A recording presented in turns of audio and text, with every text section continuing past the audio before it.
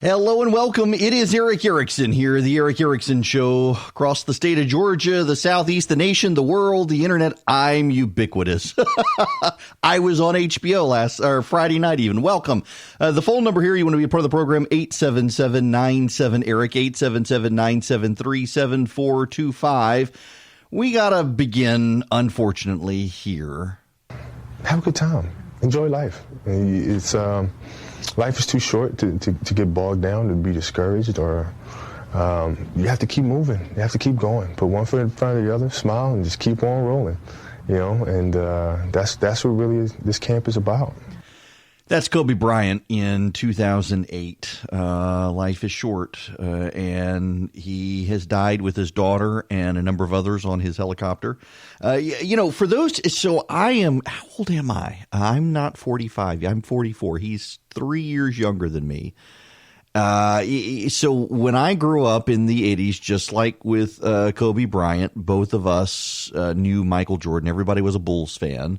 And then one of the most controversial decisions in culture in the 90s was Kobe leaving high school, going to the NBA, had a profound change on the sport. It was a very big deal. And if you're my age or younger, you got to witness, having seen Jordan, now you get to witness Kobe Bryant. And dude was phenomenal.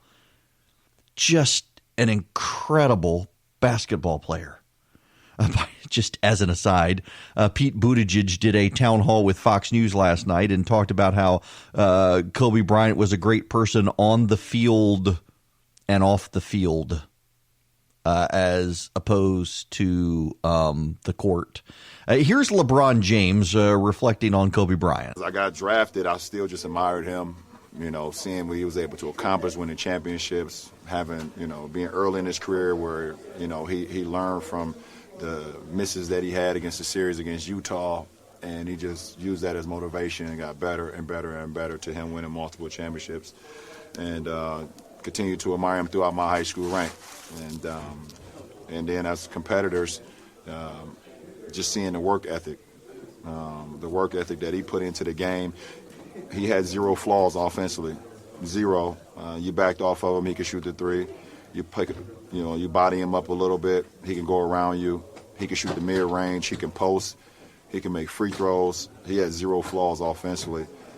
And, that's something that I admired as well, just being at a point where the defense will always be at bay, where they couldn't guard you at all offensively, where you just felt like you was just immortal offensively because of your skill set and your work ethic. We take it down to 2008 where we become the Redeem team. And it was a dream come true for me to be able to line up alongside of him. Just admired him for so many years, and seeing him from afar, and then being able to be in practices with him, and me watching and learning. So on. I mean, it's just too much. It's just too much. The story is just too much. It doesn't make sense. And just to make a long story short, now I'm here in the Lakers uniform in Philadelphia, where he's from, where one of the first time I ever met him, gave me his shoes, he won All-Star Week. It's surreal. It doesn't make no sense, but the universe just puts things in your life, and when you live in the right way, or you just giving everything to whatever you're doing, things happen organically, and it's not supposed to make sense, but it just happens.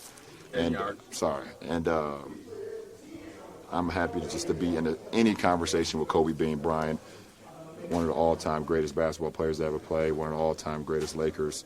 The man got 2 jerseys hanging up in Staples Center. It's just crazy. It is. It's sad.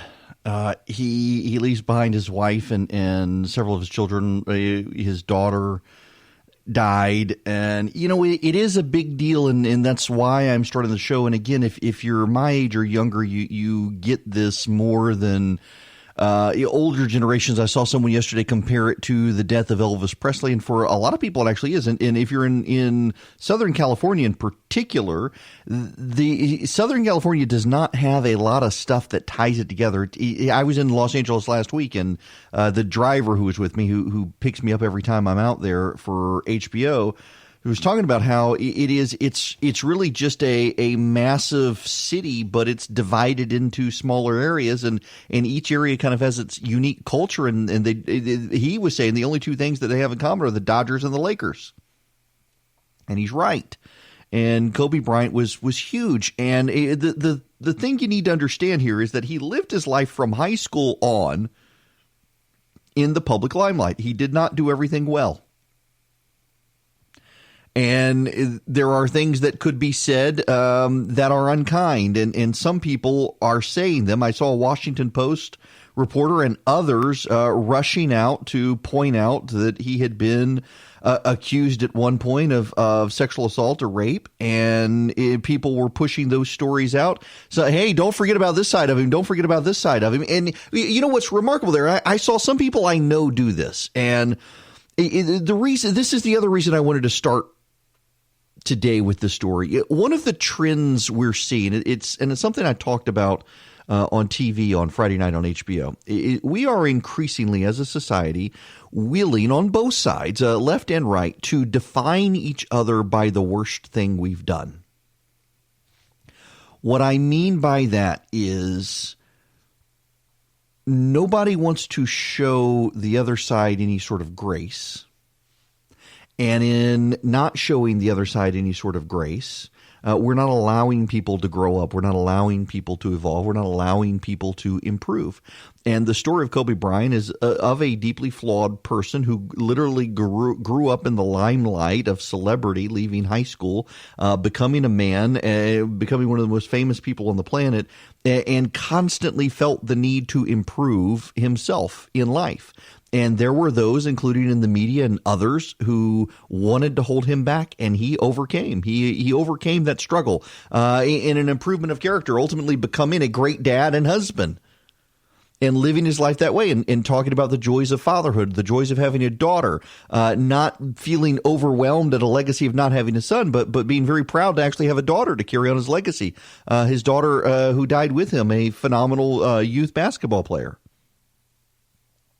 But, I see this with myself. There are things I did early on in my career when I thought it was just me and my friends and didn't appreciate the fact that there were people who paid attention to me, listened to me, thought what I said mattered. I thought I was just having a good time with my friends. The whole idea of being even semi-famous, being a quasi – I mean, look, I was in L.A. Saturday flying back and getting recognized at the airport from being on HBO Friday night. It is a surreal experience, by the way. I am not in a financial league where I can fly private and things like that and bubble myself in away from everyone else. I have literally been yelled at the bathroom at Hartsfield-Jackson, Two Dead Mares International Airport while I was peeing. In fact, security at my office tells me I'm one of those people who goes into the stall at the airport now because I don't want people to see me because I have been yelled at. I've been yelled at a Chick-fil-A on Windy Hill Parkway by someone who was mad at me. They followed me into the bathroom while I'm peeing, deciding to yell at me and tell me they disagree with something. And it is bizarre to live that way. It really is. My kids no longer like to go with me to the mall. We were in Atlanta at a shopping mall, and a woman started screaming and ran up towards me. We had gotten some death threats around that time. My kids were freaked out, absolutely freaked out. Turns out she was a huge fan. Wanted to get a picture with me and with the kids, who declined. And my kids haven't been to the mall with me since. They don't want to go. And if you have an experience that you don't understand, and I'm at an insignificant level compared to someone who is in the NBA, is a famous celebrity in his own right now beyond the NBA, who was constantly in the public eye and constantly had orders of magnitude more people who were hoping he would fail. The thing that you learn, though, is that there are a lot of people who they have your back and give you attaboys and pat you on the back until you fail, and then they're happy to take ownership of that failure as well and ridicule you. I mean, it becomes very hard to figure out who your actual friends are. It does. And to see people come out of the woodwork since this news and say, oh, we've got to talk about the bad side too. You don't have to do that. It is a conscious choice on someone's part to decide to focus on the bad of someone else. It is a conscious choice to do it. And when you do it, and you tie someone, dead or alive, to the bad thing they've done, as opposed to the story being that their constant quest for improvement, their constant quest to be a better person, you cheapen everybody's life because everyone, to some degree, wants to do that. Everyone wants to improve. You also send a signal to younger people that it's harder for them to improve. It's harder for them to stand up. It's harder for them to move on from the bad things we've done. We see this now in sports media all over the place, where you get a kid who gets out of high school, gets into college, maybe he's headed off to the pros, and reporters go back and find the stuff he did on social media when he was 13, 14 years old. And 13, 14, the change in maturity between 13 and 14 and 18 is significant. The change in maturity from 13 and 14 and 21 is hugely significant. The change to 25 even greater. And we see this now constantly with sports reporters. USA Today has done this now a couple of times, going back and finding that someone made a tweet they decided was racist or offensive to the alphabet gang or some such, and going after him in this way. And the kid's life is ruined. The great moment, the award, is tarnished because of something they did 10 years before, and the media doesn't want to show him any grace. The media wants to be hostile to him. And it's unfortunate to see that happening here with Kobe Bryant. And some people rushing out, the usual suspects rushing out to define him by the bad thing he may or may not have done. When the story here really is, look at the outpouring of grief for a man most of the people grieving never even met. But they saw him perform. And they saw him grow up. And they saw him go from being a boy to a man. And they saw him screw up along the way and apologize and move on and become more mature and grow up and become a part of his community and play a part in his community and give back to his community. And it wasn't the community from which he was born. It was the community that embraced him. And he was able to, in some ways, unite that community beyond politics, beyond anything. He was able to just unite that community in a way that community had long decided that it was divided. It wasn't a real community. It was all mashed together. And here comes this guy, and they're all rooting for him. They're all rooting for his team. And that's the Kobe Bryant worth remembering, that the guy who grew up in the spotlight wasn't perfect, but was always in quest to improve. To everything, there's a season, a time to every purpose under heaven, to be born, a time to die, a time to plant, a time to pluck up that which was planted, a time to kill, a time to heal, a time to break down, a time to build up, a time to weep, a time to laugh, a time to mourn, a time to dance, a time to cast away stones, and a time to gather stones together, a time to embrace and a time to refrain from embracing, a time to get and a time to lose, a time to keep and a time to cast away, a time to rend and a time to sow, a time to keep silent and a time to speak, a time to love, a time to hate, a time of war, a time of peace. I have seen travail, which God hath given to the sons of man to be exercised in it. He hath made everything beautiful in his time. Also he hath set the world in their heart, so that no man can find out the work that God maketh from the beginning to the end. There's a time for everything. Life is short. Make the most of it. Kobe Bryant certainly did. It is Eric Erickson here, the Eric Erickson Show. The phone number, if you would like to be a part of the program, 877-97-ERIC, 877-973-7425 is the phone number. And I think I can move on from Kobe Bryant. I do have to. Let me spend just a moment here on unity in the nation. It's very interesting that we are very divided as a nation on whether or not the president should be removed from office, very united on the issue of whether or not there should be witnesses at the trial. 70-some-odd% of Americans believe there should be witnesses at the trial. Less than 50% in the polling average think the president should be removed from office. I think they want to see more. I had this discussion with Bill Maher on Friday night on HBO, and of course they want witnesses. And the reality is that the House Democrats could have called the witnesses. We'll get into the John Bolton story here in a little bit. His lawyer has pushed out some information, but it's amazing how divided divided the country is on whether or not to remove the president. And it really does look like the polling from 2016, except for the fact that those who want to keep the president in office in the polling average are slightly ahead of those who are not in favor of keeping the president in office. But it's impeachment's going to go nowhere. As I have mentioned before, and this is broken record time for me, in 2 or 3 weeks, I really still think we're going to move on to other stuff. The coronavirus is going to be one of those things, and I feel like I should give you an update. There are now 5 known cases of the coronavirus in the United States. We have the one in Washington State. The second one was in Chicago. The third one was in Arizona. The fourth and fifth are in California.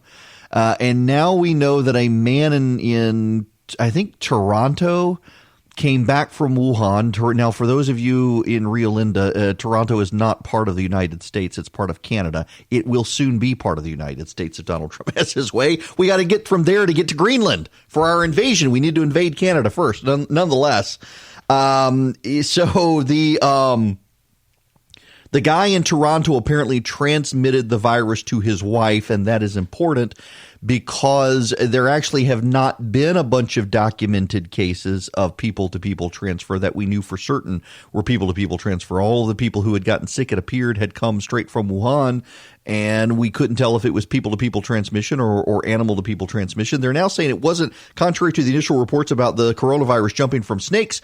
They think the coronavirus jumped from bats again. Bats seem to be the culprit across the board for the hantavirus, for SARS, for this, and for all the other known coronaviruses to have come out of China. It appears to be bats. Bats were being sold at this exotic seafood market. Even though bats aren't seafood, they were being sold there and eaten as a delicacy, which I'm trying not to gag right now. Oh, Lord help me. Y'all, I've reached that age in life as well where I took Benadryl last night, and I am an old man. It is still affecting me. I've taken caffeine pills this morning to try to get over the Benadryl. And now talking about bats and people eating bats is going to make me sick live here on air. We don't want to do that this morning. I don't want to lose my audience in one morning. But apparently they sell all this exotic food in this market, all this gross stuff. Gosh, I'm going to throw up talking about this. I got to move on. This is just going to gross me out. In any event, the coronavirus we got 5 cases in the United States. There are cases spreading all over the world. It is now, they're saying that the virus transmits itself before signs appear. So if you've been to Orange County, California, you probably need to know that the coronavirus has been spreading. Well, they've got 1 case there. Now, let me give you the numbers. In China, 2,062, 8 in Hong Kong, 8 in Thailand, 5 in Macau, 5 in the United States, 4 in Japan, 4 in Malaysia, 4 in Singapore, 4 in Taiwan, 4 in Australia, 3 in South Korea, 3 in France, 2 in Vietnam, 1 in Canada, 1 in Nepal. Canada is now up to 2 because the husband apparently transmitted it to his wife. But the real story here is in China, 2,062, and that should have an asterisk next to it because every single person acknowledges that there's no way, given the rapid spread of this virus and how it's now spreading, that it's only 2,062. Statistically speaking, it should be in the tens of thousands now in China. And in fact, the Chinese are behaving like it's in the tens of thousands. How are they behaving? Well, for example, they've extended their Lunar New Year holiday to help deal with the outbreak by keeping people home and out of the office. On top of that, they've stopped all rail and aviation and bus services to Hunan and now another city in China as well because of all of these issues. And listen, you do not quarantine an entire city of 12 million people because 500 people have this illness. You just don't do that. And yet China, when they had 500 people they said were diagnosed with this illness, shut down this whole city. And in an additional city, there were less than 100 reported cases. I forget the name of it, but that city has 6 million people, and they shut that city down on just a few dozen reports, which means they wouldn't do that for a few dozen reports. which means the virus is spreading more rapidly than the Chinese want to admit, which is another problem with with communist governments. They're in CYA mode before they're in damage control mode, and they let the damage get too far, and now it's spreading throughout China and the world, and has made it to our shores. But our CDC is vastly more competent than the Chinese to be able to deal with these things. When we come back, we got to get into this fascist nonsense from the left. It is Eric Erickson here. Okay, so this is exactly what I was talking about. This is perfect timing to see this tweet from Chris Anderson. He used to be at Wired magazine. He's now the CEO of a tech company. Let me read you his tweet. China is not just the most likely place for new viruses to emerge, as they do every year with the flu, but also the best from a public health perspective. Say what you will about command and control economies, but they're unmatched at quarantine tactics and mobilizing disease response. They're unmatched at quarantine tactics and mobilizing disease response. That's actually not true. That's hype, and it's not true. Now, what's the deal with it, and why are we in this situation with China? You should really watch it, and you should have an HBO subscription just because you get to see me on TV, but also the Chernobyl miniseries. You can get it on Apple now, iTunes, but you can get it on HBO. I think they have it. If you're still into DVDs and Blu-ray, you can get it on that now as well. So the Chernobyl series, it really was fantastic. HBO has done so much so well. I'm afraid AT&T is going to completely screw it up. But it was a mini-series, docudrama, if you will, on what actually happened at Chernobyl. And one of the things you see is what also comes out of China on these issues is the communist authorities are scared to acknowledge that a mistake has been made. Because in communist ideology, these sorts of things don't happen. They happen in capitalist economies. They don't happen in communist societies where everything is command and control, and, the doctors are supposed to be the best. Everybody's supposed to be the best. And so local authorities tend not to admit when there's a problem because it's not just their jobs on the line. It literally is their life on the line. These people could be killed. They could be disappeared, sent to re-education camps for failing the communist state. And so typically what happens is they go into CYA mode, that they cover themselves. They want to protect themselves before they really get a handle on the response. And by then it becomes too late, particularly when you have a situation like this, a mass rapidly transmitted disease. And so now, of course, these command and control societies have the authoritarian power to go out of their way and lock people up, surround cities, shut those cities down, and the like. And yes, a command control society has the ability to shut down an entire city and keep the people from leaving and kill them if they try. But it's actually not a very good place to live to prevent. And again, let me read this for you. China is not just the most likely place for new viruses to emerge, as they do every year with the flu, but the best from a public health perspective. Now, I'm sure his argument is that because China has 1 billion people, China is the most likely place for new viruses to emerge. But actually, India now has more people than China, slightly more people than China. And why doesn't this happen in India? Why doesn't it happen in India? I mean, in India, the people are actually, even in worse condition, the people in India are even in poorer conditions, less sanitary situations. And yet you don't have these mass outbreaks of illness coming out of India like you do out of China. Why is that exactly, if China is such a brilliant place from a public health perspective because of command and control economies? Things they don't want to answer, questions they don't want to answer, because the communists, they're not that good. Okay, I got to move on. I want to talk about this fascism stuff. Impeachment. I will do impeachment at the top of the next hour. There's actually a funny story at the next top hour, a Georgia story I want to get to, but we'll get to impeachment in the next hour, the John Bolton revelations. Right now, though, I want to take you back to Friday night. Can't play you the audio because there's profanity. Not on my part. I said a dirty word, but it was after the after HBO had gone off the air. I was on real time with Bill Maher on Friday night. And I said BS. Something was BS. The impeachment stuff was BS. I called it BS and didn't use the letters. I used the word. That was it. No, leave me alone. It was warranted, but it was only on YouTube. Okay. So on the Bill Maher show, his final monologue, so the way it works, if you're not familiar, and most of you probably don't watch the show, I realize it's not your cup of tea. It's not really my cup of tea. I've done it. This is my 6th time doing the show in the last couple of years. I was kind of blown away. Eddie Vedder, I'm a huge Pearl Jam fan. Oh my goodness, I love Pearl Jam. And Eddie Vedder was there, and I was all fanboy and couldn't actually speak. It was bad.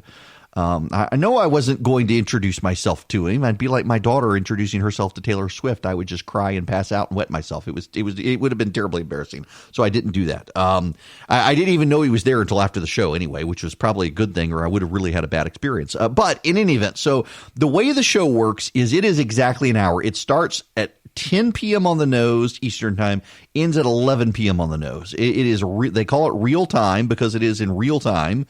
You never leave the set. Once you get on the set, you don't leave the set for that hour. If you're desperate to run to the restroom, you actually have there's an escape during certain interview segments where you can make a break for it, but they highly discourage it. Then you're there the whole time and you have a conversation. And I like the format in that there are typically only 2 to 3 topics, and you talk a long time about them. And then Bill will oftentimes cut away for an interview or for something and come back to you. Well, because of the way the clock worked this time, he interviewed Megyn Kelly up front about cancel culture and the media and liberal bias in the press. She did very well. And then we had a long conversation, and then he interviewed Margaret Newkirk. Ingrid Newkirk. Ingrid Newkirk is the head of PETA. Oh, my goodness. Wow. Yeah, he's a big PETA fan. I made sure to wear leather. And then he did his little comedy New Rules thing. Some of them were actually very, very, very funny. But then he did this closing monologue, and you don't see a clock. You don't know what the time is. And I was hoping we'd be able to come back to it, and I actually got lit up by some people that I didn't engage with him, and it wouldn't have mattered. The mic was turned off by then. I couldn't engage with him. I wasn't going to interrupt his show. It's his show. It's like when somebody comes here and tries to interrupt me. This is my show. It's not your show. Which reminds me, if you want to call in, you still can. 877-97-ERIC, 877-973-7425. But it's Bill's show, and it was his closing monologue, and his closing monologue on Donald Trump is not going to leave the White House, that he's a fascist, and he's not going to leave. And now we know that Barack Obama has come out apparently behind closed doors and referred to Donald Trump as a fascist. And I'm hearing this from all sorts of people, that Donald Trump is a fascist, a command and control state that harnesses corporate power. And, fascism is actually of the left. I realize that if you look it up on Wikipedia or the encyclopedia, they say it's a far right authoritarian ultra nationalism, but it's not really true here. And it's actually, if fascism and Nazism are kissing cousins of the communists. The people who put it on the right side of the spectrum with Nazism are left-wing professors who sympathize with communism, and really they're all kissing cousins. Let me just read you, though, some of this. Fascism is a form of authoritarian ultranationalism characterized by dictatorial power, forcible suppression of opposition, and strong regimentation of society and of the economy. Fascists believe that liberal democracy is obsolete and regard the complete mobilization of society under a totalitarian one-party state as necessary to prepare a nation for armed conflict and to respond effectively to economic difficulties. Such a state is led by a strong leader, such as a dictator and a martial government composed of the members of the governing fascist party, to forge national unity and maintain a stable and ordered society. Fascism rejects assertions that violence is automatically negative in nature and views political violence, war, and imperialism as means that can achieve national rejuvenation. Fascists advocate a mixed economy with the principal goal of achieving autarky, national economic self-sufficiency through protectionist and interventionist economic policies, blah, blah, blah, blah, blah, blah, blah. Does that sound like Donald Trump to you? If it does, you got a problem. And I'm on this TV show on Friday night, and they're all, he's a fascist. They get upset with me for saying Bernie Sanders is a communist. No, he's a democratic socialist, and that's a different thing. He honeymooned in the Soviet Union and complained we have too many choices in deodorant. He defended bread lines in the Soviet Union. He's a communist, whether you want to say he's a communist or not. But you guys are all whipped up into this idea Donald Trump is a fascist. I'm sorry, but Donald Trump is going to stand for election in November and may very well lose. Nancy Pelosi is the Speaker of the House of Representatives. He's not a fascist. And this is a product of people believing the worst about the other side. Donald Trump has broken so many people. So many people are broken by this guy. They cannot accept, they cannot acknowledge, that they do not want to entertain the idea that maybe, just maybe, Donald Trump actually isn't a fascist, because it actually makes them feel better to think he's a fascist. And here's the reason why it makes them feel better to think he's a fascist. And please process this. It makes them feel better to believe he's a fascist because then they can believe that a majority of people are still with them and they just can't get rid of the guy. And what I mean by that is, how well would these people who believe he's a fascist sleep at night if they believed that a majority of Americans, or a plurality of Americans even, were on the fascist team? See, they don't want to acknowledge. Some of them will. Some of them believe that Americans are propping up a fascist. But he's not, because he's going to be held accountable by the voters. And has he engaged in protectionism? Has he engaged in this rah-rah America stuff? Yeah, he actually has. But just because that doesn't make him a fascist any more than it would have made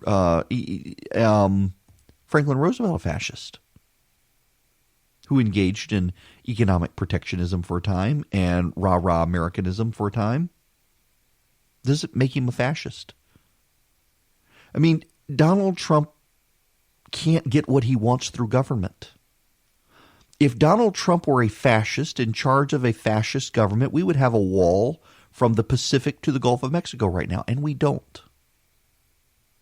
If Donald Trump were a fascist, Bill Maher would not have a TV show on HBO, because HBO, owned by AT&T, would be shut down by the government. And so he couldn't say it. If Donald Trump were a fascist, Nancy Pelosi would not be Speaker of the House. If Donald Trump were a fascist, the Senate would not be engaged in an impeachment trial right now. If Donald Trump were a fascist, the federal judges who issued nationwide injunctions on so many of his policies could not have done that.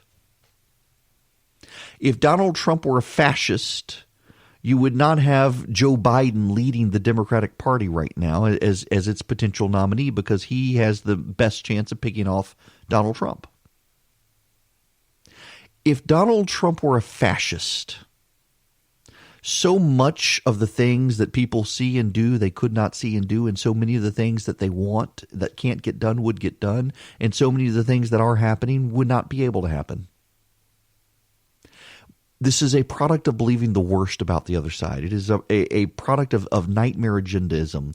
It is the same way in 2000, George W. Bush supporters came under the belief that Al Gore and Bill Clinton were not going to depart the White House, that the peaceful transition of power was over because Bush lost the popular vote but won the Electoral College. The Democrats believed the Supreme Court stole it. They thought it was an illegitimate election. And so people really believed that they weren't going to give up, that Clinton and Gore weren't going to leave the White House. And they did.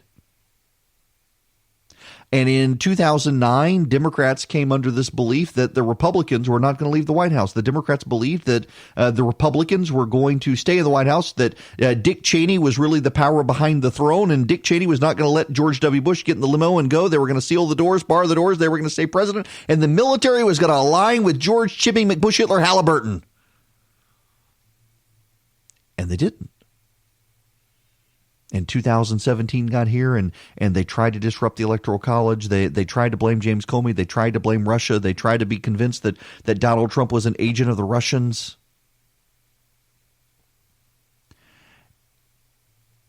And Barack Obama wasn't going to leave. Barack Obama was not going to hand over. He was not going to participate in a peaceful transition of power. It wasn't going to happen. He couldn't do it. And yet he did. And now we're back to the left, now saying that Donald Trump, if he loses in November, will do it. And think about the mythology that the leftist has propped up here, folks. I mean, Donald Trump is in a very catch-22, damned if you do, damned if you don't situation. If Donald Trump wins, the left will have you believe that he won because he stole it, that there can be no legitimate election for the president. I mean, we heard the Adam Schiff stuff. On the basis of this egregious misconduct, the House of Representatives returned 2 articles of impeachment against the president. First, charging that President Trump corruptly abused the powers of the presidency to solicit foreign interference in the upcoming presidential election for his personal political benefit. And second, that President Trump obstructed an impeachment inquiry into that abuse of power in order to cover up his misconduct. The House did not take this extraordinary step lightly. As we will discuss, impeachment exists for cases in which the conduct of the president rises beyond mere policy disputes to be decided otherwise and without urgency at the ballot box. Instead, we are here today to consider a much more grave matter, and that is an attempt to use the powers of the presidency to cheat in an election. For precisely this reason, the president's misconduct cannot be decided at the ballot box. See, this adding to the mythology. If the president wins, they're going to say that he stole the election. If the president loses, they're going to say he's not going to give up power. They have constructed a mythology in their head against the president of the United States.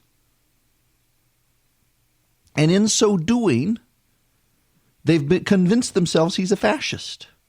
But here's the thing. When the president does, if he loses this time or not, he'll be term limited and he'll leave. And when he does, they'll just not dwell on it. They'll never admit they were wrong. They'll never acknowledge that, yes, we're still a democracy. They'll never acknowledge it. They'll just move on from it. But it's that lingering, willful refusal to correct the record and admit they were wrong that continues the drip, drip, drip of erosion of civil discourse, where ultimately they do conclude that those who voted for him were backing a fascist. And that undermines our democracy in the very way they claim Donald Trump undermines our democracy. We've got Georgia news that I do want to talk about when we come back. Also, we need to get into the embassy attack in Iraq. Rockets fired and direct impact on the American embassy in Baghdad. There are other news out there as well. But right now, I really, really want to spend just a moment and let you listen to this audio of Brian Stelter on reliable sources. I've been on his program a time or two. He is a nice guy, but dude is obsessed with Fox News. CNN has completely become obsessed with Fox News, and he in particular, he started out being kind of an objective, call BS on all sides in the media, and this is yet again someone else Donald Trump has broken. And Fox News has broken him. He's now at CNN, where instead of serving as kind of a media arbiter of the media behaving, he's now an apologist. He's kind of the Baghdad Bob of CNN. If you recall him during the Gulf War, Baghdad Bob was the guy who would say, no, the enemy is not here. We vanquished the enemy, as you see American tanks moving in the background before he has to cut the news press conference short and flee the country, or at least attempt to. And just listen to this montage from Grabian of Brian Stelter on CNN. Hey, I'm Brian Stelter. Welcome to Reliable Sources. This hour, as the impeachment trial goes on, brand new polling from Fox News, plus Fox's Mark Levin. Fox News. The Fox Effect. Fox News channels. Fox's from Fox. The Fox Sure. firewalls. The Fox audience. And Fox News. Yeah. But then Fox News. Fox News. Fox News. Live on Fox for FoxNews.com. Fox News. Fox Stars and Fox News. I wanted to ask you about a brand new Fox News poll. We will see you back here on the program this time next week. It's true, though. You listen, as I have said repeatedly, I am a fan of CNN. At least I used to be, and I still am. There are some great people who work there. There are some great journalists who work there. But dear God, Fox is living rent-free in their head.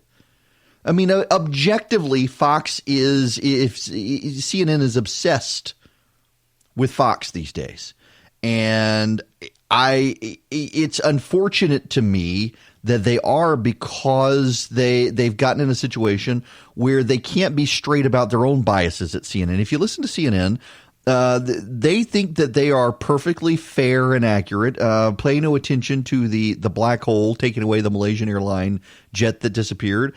And the problem is that what CNN is doing now is it's trying to become an MSNBC light. They've hired, for example, John Harwood, who is a left-wing advocate in the media. You can get a sense of the revelations of some of these CNN reporters in their Twitter feed. There are some very capable, fine journalists. Gloria Borger, Dana Bash, John King, Jake Tapper, Will Pulitzer, Anderson Cooper. They're all friends. I adore these people. And they work very hard, I think, to try to fix their biases. And I'm not going to convince you that they're not biased, because in some cases, some of the people at CNN are openly willing to admit they do have worldview biases against our side, but they try to understand our side even if they disagree with it. There are some more fair than others. I will tell you this, when I was at CNN, I never ever, except for maybe one time, was on a show where they wanted to talk about news generated from a conservative site. The news generated from left-wing sites repeatedly happened.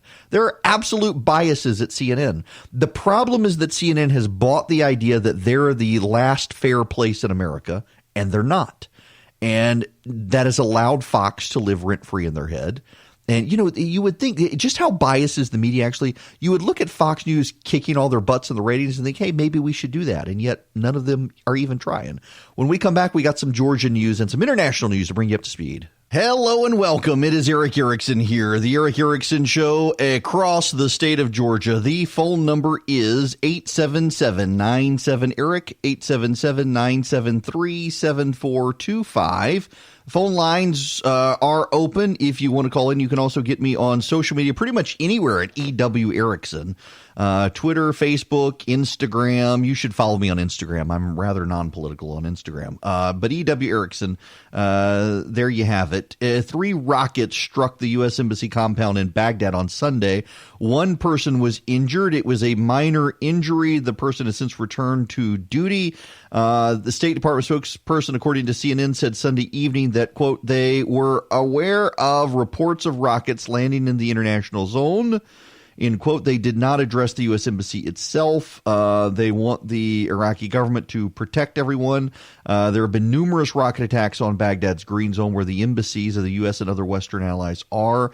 Iraq's been on a heightened state of alert since Soleimani. The State Department did not blame Tehran for the rocket strikes in the capital. Again, one minor injury there, no major damage to the American embassy in Baghdad.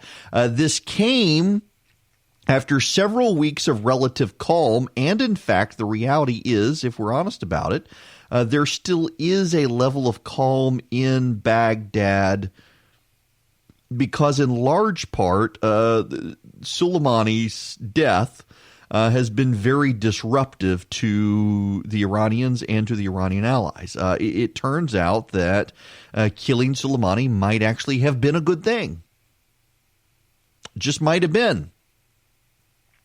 And I actually think it was. Now, there was also an American soldier killed in Syria. That we don't have a lot of details on that situation.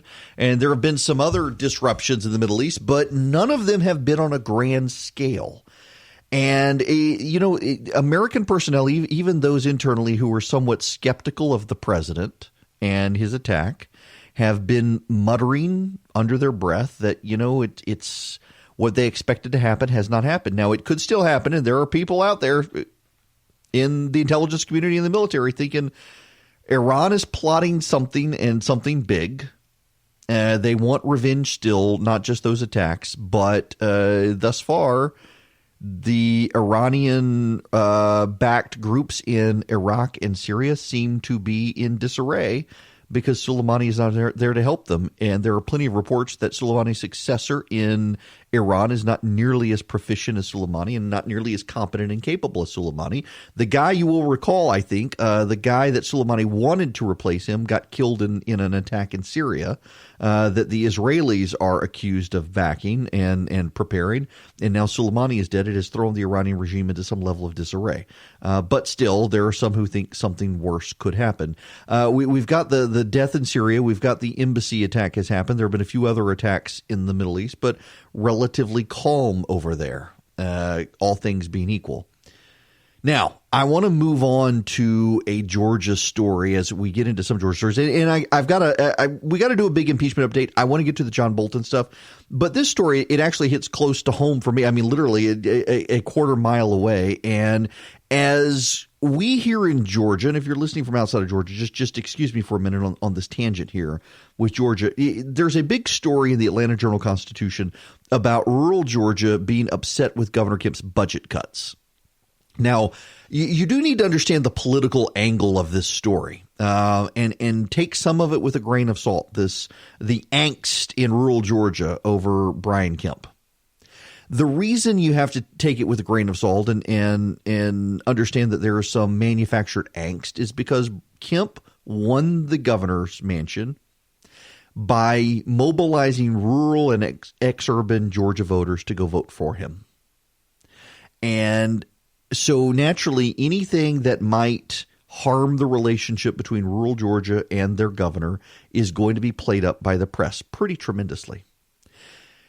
The governor has shown himself, just let me put this in perspective for you. He got elected in November of 2018. The governor has shown himself to be a very adept and capable politician, more so than many people want to give the governor credit. He has done things and played cards very well. Look at the fetal heartbeat legislation. He got Republicans, rallied them, got them to pass it. Everyone said he would take a political hit for it, and he's more popular now than he was a year ago. The AJC popularity of Governor Kemp is at 54%, and that poll was decidedly skewed towards the Democrats. How do I know it was skewed to the Democrats? Because Donald Trump won 48% of the vote in Georgia, and of the people that the AJC interviewed, Trump only won 41% of them. Hillary Clinton got 46 nationally. She got 46% of the polling. So in other words, they clearly missed some Trump support there.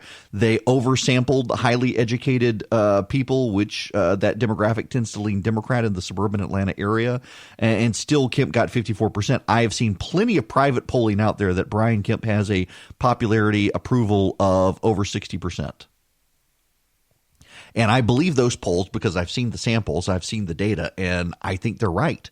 I think that the governor is playing his cards well.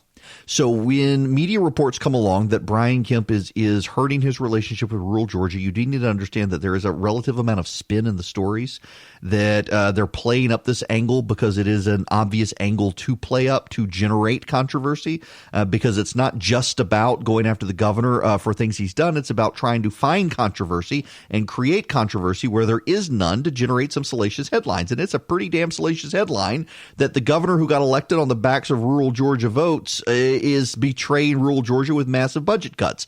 And it's not necessarily so. Some of the things the governor's cutting is some rural health care programs, and that's what's getting highlighted. And why is the governor cutting them? Turns out the governor's cutting them because there are federal matching funds available. The state doesn't need to pay the money. That's right. Of the transportation improvements, the infrastructure improvements, and the healthcare cuts the governor's making in rural Georgia, the reason he's making the cuts is because there's matching federal funds that can be used to replace the state funds that can go elsewhere. So the budgets aren't actually going to get cut the way that there are headlines. There will be federal money that will come in to offset the cuts in state money. But you'd have a hard time processing that. It's buried in the final paragraphs of the salacious story.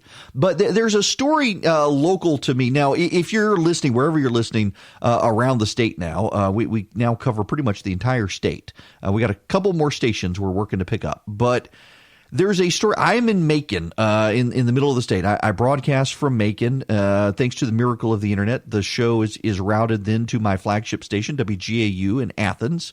They are our flagship. And in fact, I got to be in Athens in March. I'm going to speak to the college Republicans at UGA. May have to do the show up in Athens that day and just hang out in Athens that day. In any event, so from there it's transmitted all over the state. It comes back here to Macon, where I am, to the local station here. And just up the street from me, not even a half mile from where I live, the Department of Transportation needed to expand turn lanes off my interstate exit. I live just off Bass Road. Those of you who've traveled through Middle Georgia, you have the Bass Pro Shop. There's Bass Road. Now, interestingly enough, the road was named Bass Road before Bass built its store there. The road was not named for the Bass Pro Shop. But in any event, there's a big commercial development that has opened up. And so the Department of Transportation decided to expand the turn lanes. So it used to be one lane on the interstate on-ramps or interstate off-ramps. And if traffic backed up and you wanted to turn right, you couldn't turn right because you had to wait for all the traffic to flow up to the stoplight to clear a room for you to turn right. So they've added now an extended right turn lane at the exits at Bass Road. But they did something else. Bear with me. This isn't a Macon story. For those of you listening in somewhere else in the States, I can't believe he's talking about this story. Yes, this does affect you. Just bear with me here. What the Department of Transportation did, now you should know, in addition to stretching these lanes and adding these turn lanes, that the Department of Transportation plans to tear down the bridge. This is exit 172 on I-75. And they're planning to tear down the bridge and rebuild it to make it 4 lanes because traffic backs up. I kid you not, traffic can back up 5 miles on this road. Because you've got a major charter school on the road. You've got a bunch of commercial properties. You've got the exit to the interstate. If you're in North Macon, you got to come this way to get down to downtown Macon or go to Atlanta.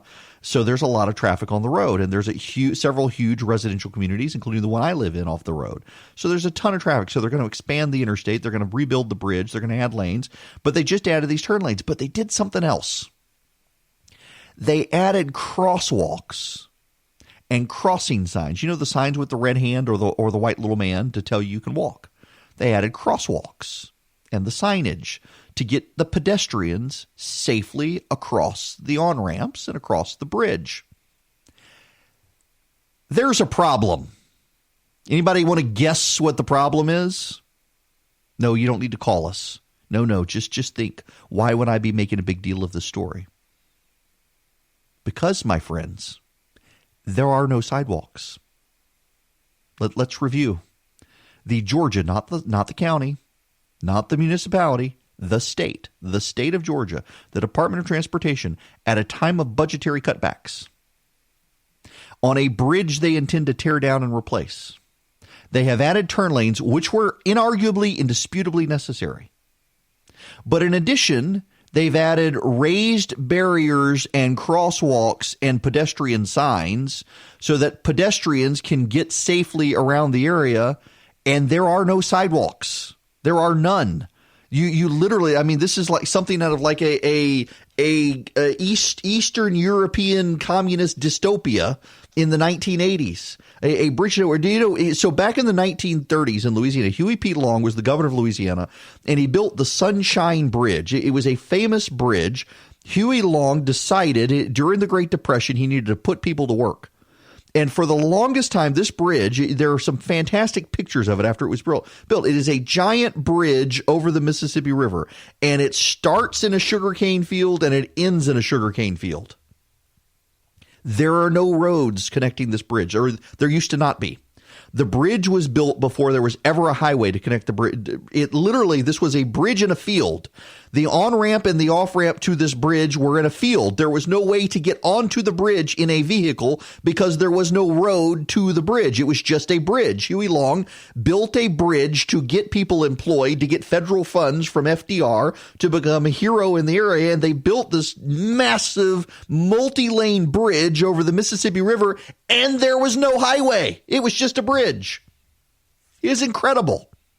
It was a testament to a populist government trying to get people to work. And so here now on Bass Road in Macon, Georgia, the Department of Transportation has built sidewalk crossings, crosswalks, and poles and signage for pedestrians, and there are no sidewalks anywhere around. The sidewalk that they built dead ends on dirt on both sides. And the Department of Transportation, your Department of Transportation, wherever you live in the state of Georgia, your Department of Transportation spent your tax dollars to like $250,000, by the way, $250,000 of Department of Transportation money was used to build a crosswalk at this interchange at a bridge they intend to tear down that does not have pedestrian traffic because there are no sidewalks anywhere around there.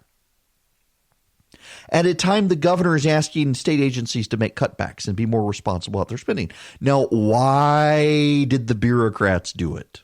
Oh, this is perfect. Why did the bureaucrats do it? According to the bureaucrats, it is now their policy that when they expand interstates and when they expand off-ramps and they do things like that, they also work to make it more pedestrian friendly. And one of the ways to make it more pedestrian friendly is to put in the crosswalks and the signage for the pedestrians. And so they did just that. They actually did. They wanted to make it easier for pedestrians because that's in their guidelines.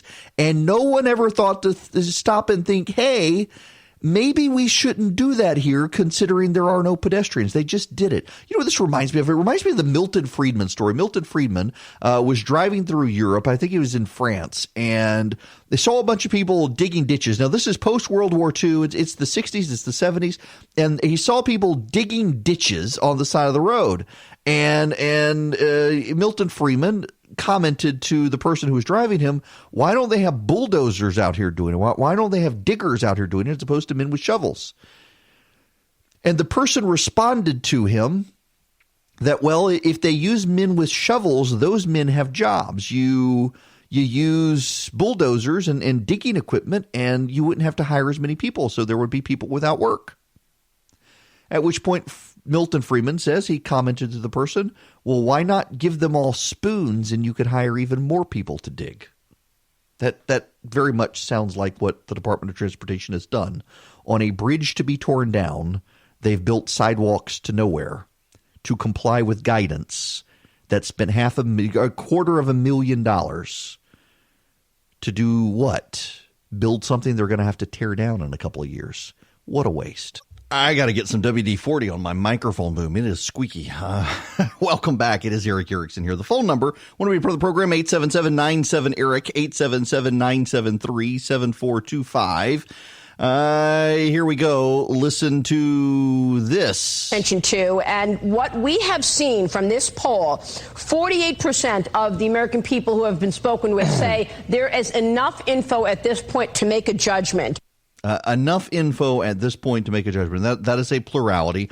People are making up their minds on impeachment. But the Bolton allegation does throw a bit of a wrench into it. The Bolton allegation, for those of you who aren't familiar with it, John Bolton has a book coming out. And according to sources,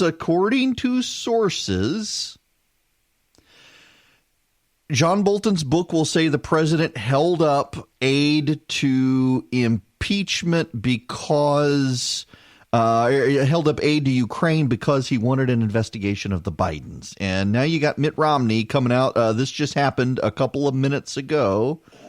Let me see if I can reroute the sound here. This is how quick it is. I didn't even have everything set up to be able to play this because it just hit the wires. I've said for some time that I hope to be able to hear from John Bolton.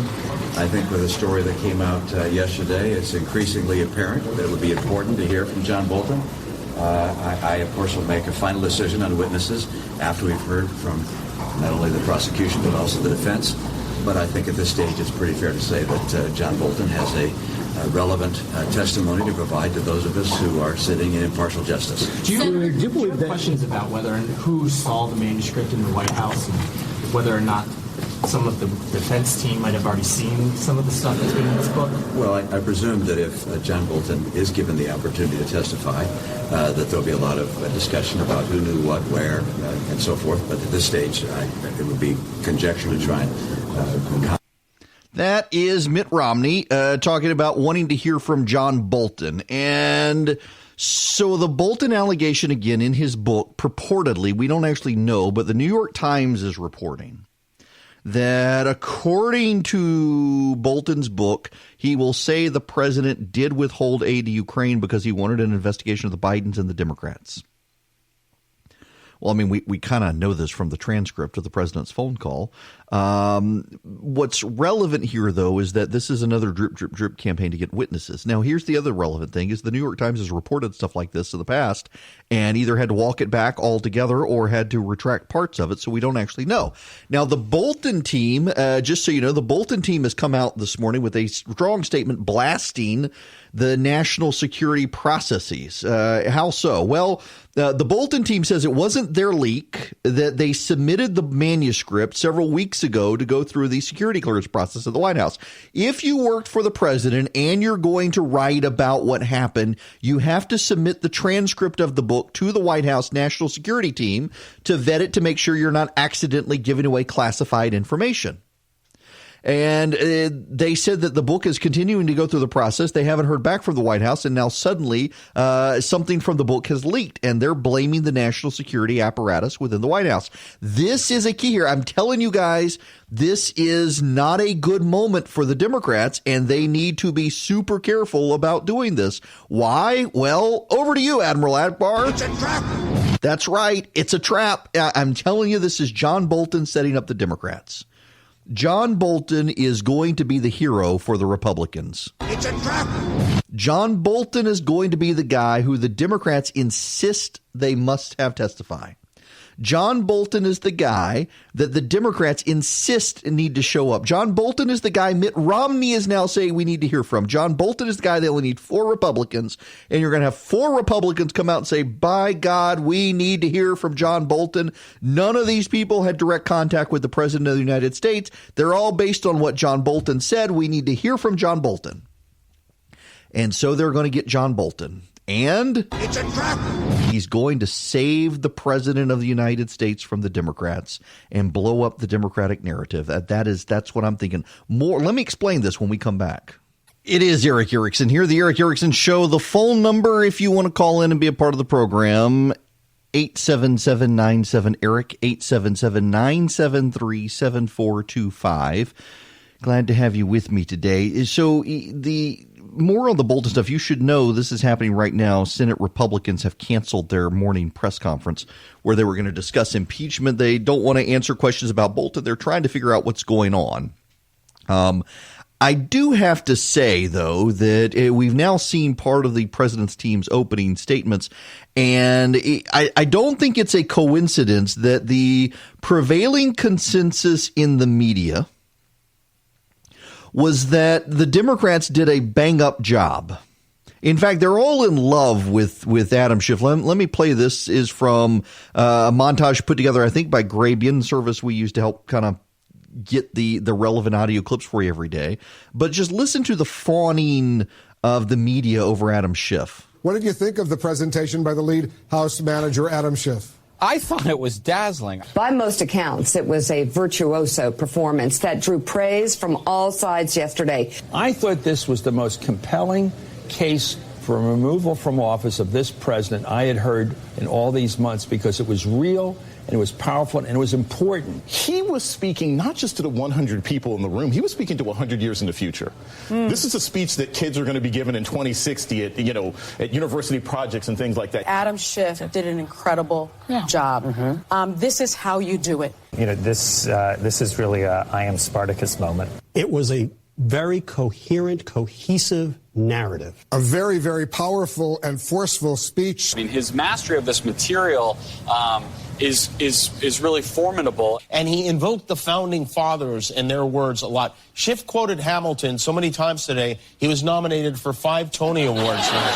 But I think he did something else, and I think our friend John Meacham would call it calling on our better angels. This was a speech really aimed at the better angels. I have heard from a number of Republicans who've been impressed by Schiff's mastery of this material and his ability to weave it all together. I thought the way he wove through both the facts of the case and the historical context was really remarkable. It was a stunning recitation of the facts that weave together constitutional framing, American history, and Donald Trump's laundry list of abuses of power and obstruction of Congress. And obstruction of Congress. So you've got the Adam Schiff, the glowing media response to Adam Schiff. But now the Democrats have had their turn, and it turns out that there are a lot of people who thought it was pretty good. I mean, here, listen to MSNBC on the White House response. But what was resonant, and I think what we're going to continue to hear, was the argument that we're now so close to an election, it's not worth continuing to rock the boat on this. I heard that from a number of Republican senators who said, look, if you're really troubled by what the president did here, then vote against him. But let's not do something that no other Senate has ever done and remove him for this. I think that is the politically resonant takeaway here. And then I'll just share one other thing. I think regardless of how short or perhaps how incomplete the presentation was from the White House lawyers today, it was enough to shake loose some Republicans who'd been at least publicly neutral on the question of witnesses, now coming out and saying, you know what, I'm leaning against it, or I'm very much against it. I'm thinking of Joni Ernst, the Republican senator from Iowa, who could be in a potentially tough re-election, who came out and said that the White House lawyers in their 2 hours destroyed the argument of the Democratic House managers, and now she's leaning against calling witnesses. I don't think anybody had her on the short list, but she is somebody who had been at least publicly neutral on that question. Now moving aside, this presentation from the White House lawyers here was good enough, at least for some Republican senators to say, yep, that's raised enough questions or sown enough doubt. I don't need to go there on the witness question any longer. And here's Ross Garber, CNN's legal analyst. I mean, this is, I think, a bit of a different discussion than we were expecting to have today.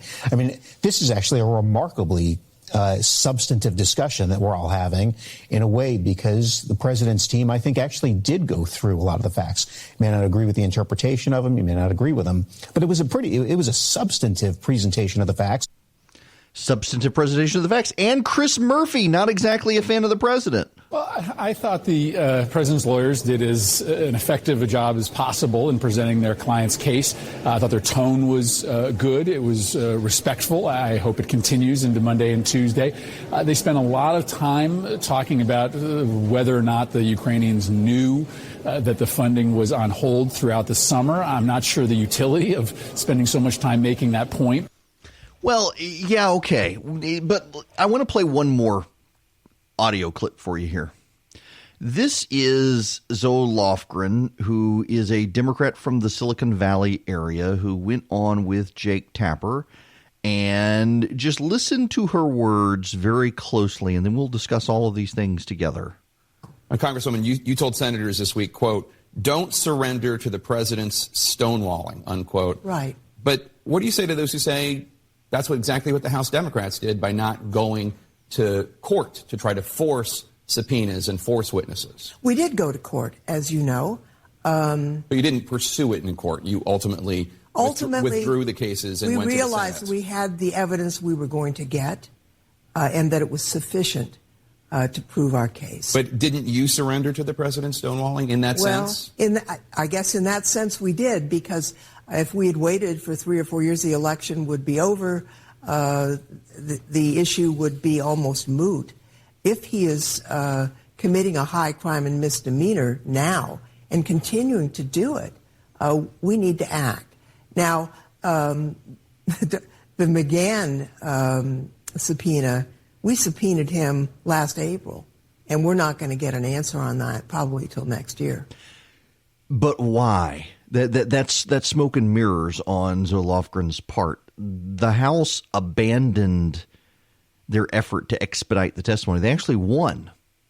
They won. The House. The House was able to expedite the situation, and then they passed the impeachment articles, and the judge said, well, this doesn't appear to be impeachment related anymore since you've gone on and passed the articles, so we're not going to continue the expedited process. And she totally obfuscated on that point. And to be fair to Jake Tapper, later he called her on that one. But if you're concerned about John Bolton, consider the House of Representatives could have tried to call him. They could have, but they didn't want to. They didn't want to call Bolton. They didn't want to call Mulvaney. They didn't want to call Vogt. They didn't want to call any of these people in the formation of the articles of impeachment. And their excuse continues to be, well, the court process, it would have gone on so long, except we know the court process wouldn't have gone long because of the very Don McGahn case she's citing. She and the House Democrats were able to get a judge to speed it up, but then they went off and passed articles of impeachment without the McGahn testimony. And the judge said, well, this must no longer be related to impeachment. We can slow it back down again. That's a fact. Facts are facts. Truth is truth. That's the reality. The House Democrats chose not to call John Bolton. And here's my theory. Beyond the Admiral Akbar, it's a trap soundbite. I think John Bolton wants to be the hero. I have no basis for this other than knowing something about John Bolton. And I strongly believe that John Bolton very much wants to be the guy who comes in and shows the Democrats that, in fact, they have been played. That he wants to be the guy who comes in and says, you know what, all that stuff you've heard, those selected leaks, it's not true. All that stuff about believing this was a drug deal, here's the proper context. All that stuff about me thinking what the president did was wrong, here's the context. And in so doing, shows himself to be loyal to the president. In so doing, shows himself to be standing up for the president. In so doing, shows himself to be the guy who saves the president from impeachment. And in so doing, reestablishes himself in the good graces of the right, of the people who like Donald Trump. I really think it is a trap. I really think that John Bolton, see, the House could have done this. I used to be a lawyer. Back in the day, I was a terrible lawyer. I didn't like practice. I liked the transactional aspect of it, and I was very good at the transactional aspect of it. Even in the discovery process for litigation, I was very good at discovery, but I just hated to go to court. I'm not a very good extroverted person. I don't like to go to court. I'm not comfortable in a crowd like that. And I can speak on a stage with 1,000 people staring at me, and the lights are in my eyes, and I can't see them, and I'm okay with it. I've spoken to a crowd of, I think the largest crowd I've ever spoken to was about 6,000 people, and I'm okay with that. I've preached in front of large crowds. I very much like to preach. I would rather preach than give political speeches. It's the small courtroom setting. It's the small setting where I'm not very comfortable. I can do this because I got a camera in front of me, but I got a microphone. I'm not even looking at the camera. It's just me in here by myself talking to you guys. And it's when the spotlight comes on and people start talking and in any event, that's a tangent. On the Bolton point here, John Bolton should never be brought to the stand. When I was a lawyer, and this is where I was going with the tangent, when I was a lawyer, you didn't bring someone to court to testify unless you had deposed them first. You didn't bring someone to court and start asking them questions you didn't already know the answer to. I mean, it's kind of law school 101. You do not go present a case in court unless you have all the answers up front. You do not present a case in court where you march into court and you don't know what the person's going to say. When you go to court, your side and the other side both have the same facts, both have the same documents, both have the same witness list, both know what the witnesses are going to say, and you take the facts and you look at them differently. And your job as one lawyer is to downplay part of the facts and amplify another set of facts. The other side wants to downplay what you amplified and amplify what you tried to downplay, to build a narrative for the jury or for the judge to show a grievance.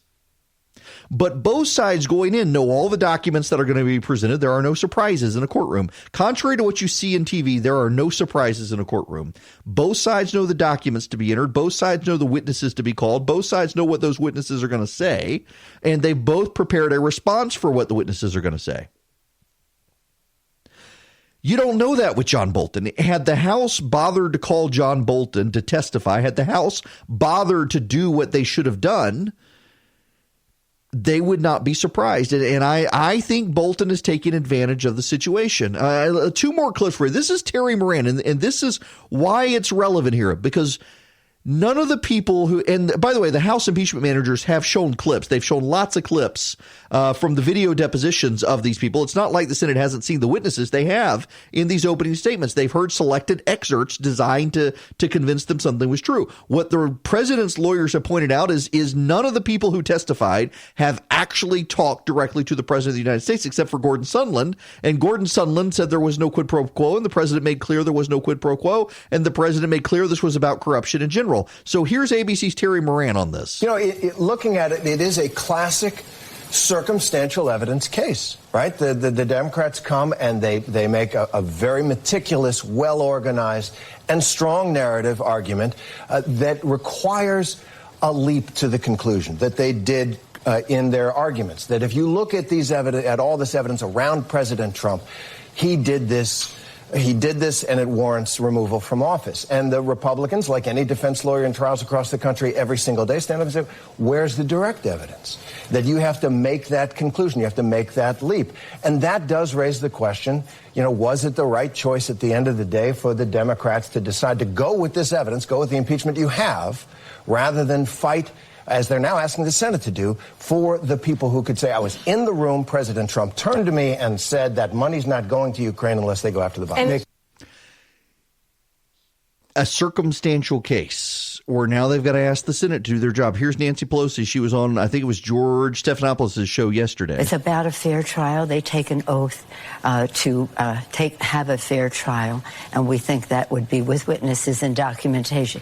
So that dynamic has... Now the ball is in their court to either do that or pay a price for not doing it. Y'all, I got to tell you, I've been through trials. You know, I said I was a bad lawyer. I didn't like being a lawyer. I was glad to get the law degree. A law degree really teaches you how to think differently. It doesn't actually teach you the law. I learned Georgia law studying for the bar exam. But one of the things that stands out here is every single lawyer listening right now knows you don't go to court with witnesses who haven't been interviewed in the process prior to going to court. And that was the role of the House impeachment inquiry, to interview the witnesses to build the case.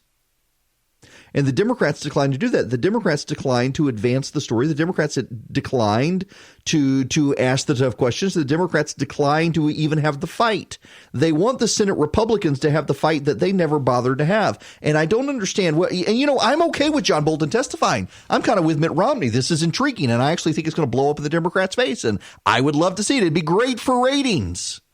Let's be honest.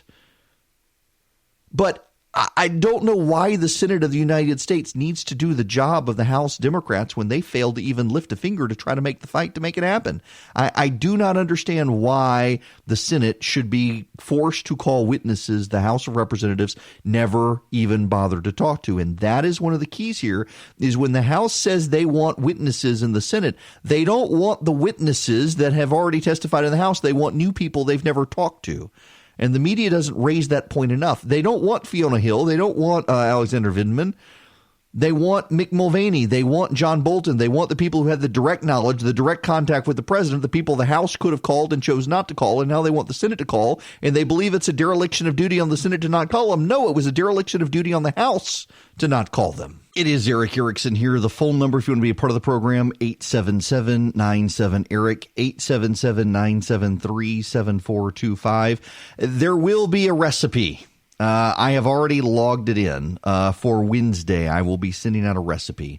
If you want the recipe, it is a cast iron pizza. You make it in a cast iron skillet in the oven. It is a good recipe, and you'll enjoy it.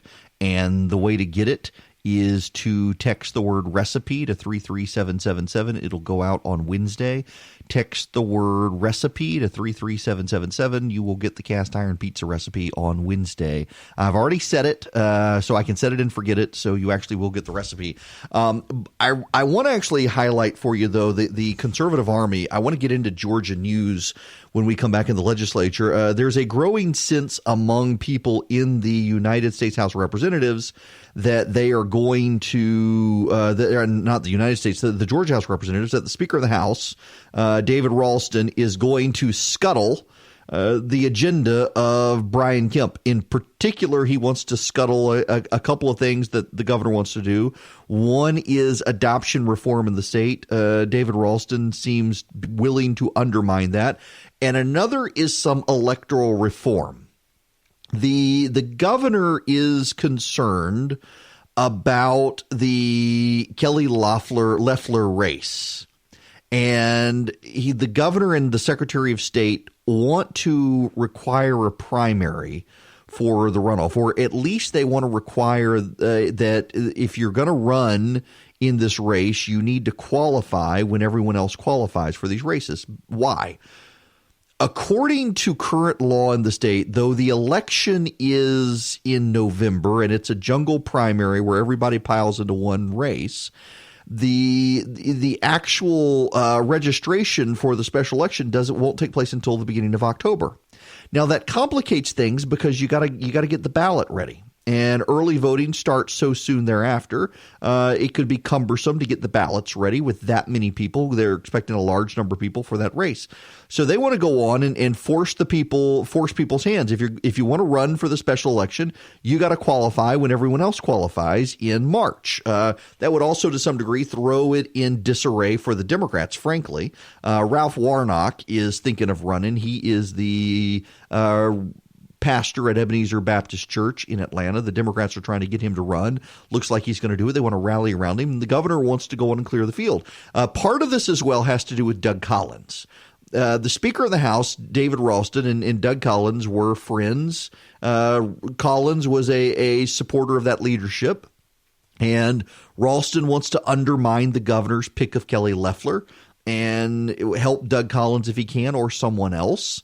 And the speaker and the governor looks like maybe going to war, so you probably need to get in the conservative army. Text ARMY to 33777 so we can help the governor against the speaker. Hello and welcome. It is Eric Erickson here, the Eric Erickson Show, all over the place now. The phone number, you want to be a part of the program, 877-97-ERIC, 877-973-7425. I got one angry email from somebody who called and said the call screener was rude. I assure you I have a professional call screener, and you probably couldn't get to your point. I stand by my call screener. We've been through a lot together. In any event, you can call if you want to dare risk the ire of the call screener for not being able to get to your point. 877-973-7425. I want to move into some Georgia stuff. And spend a little bit of time on Georgia news here in this hour, beginning with the Georgia Senate situation. Ted Terry has dropped out of the race. He only raised $60,000. I actually have to say I'm a little bit surprised. For those of you who don't know who Ted Terry is, and clearly not enough people knew who Ted Terry was, Ted Terry, he's not dead, he just dropped out of the race. Ted Terry is the mayor of Clarkston, Georgia. Not Clarksville, but Clarkston. Clarkston is in the metro Atlanta area. It's considered the most progressive city in Georgia. And he was known as the millennial mayor, which kind of, aggravates me. You heard that Chris Burns' ad, he's saying he is technically a millennial. He and I, we're not that far apart in age, and yet I'm in the millennial period, or I'm in the Gen X period. He's in the millennial period, just because of a couple of years difference. But make basically the same pop culture references and whatnot. We grew up with the same stuff. basically. And Ted Terry, though, is known as the millennial mayor, which apparently he was the first millennial elected to anything in Georgia as a mayoral seat. And oh my goodness, we got to call him the millennial mayor. He's just the mayor of Clarkston. He's also hyper progressive. He's a huge environmentalist. He is hugely into the legalized marijuana scene. He is very big into the sanctuary city scene. He's very big into government health care for all, climate change advocacy. On and on it goes. He is hyper progressive. And he was on the Queer Eye show on Netflix. He was not one of the gay dudes. He was one of the dudes getting the makeover from the gay dudes. They made him, he grew a La Resistance beard, Ted Terry did. For those of you who don't know what a resistance beard, apparently it's the thing where you pledge you're not going to shave until Donald Trump is defeated.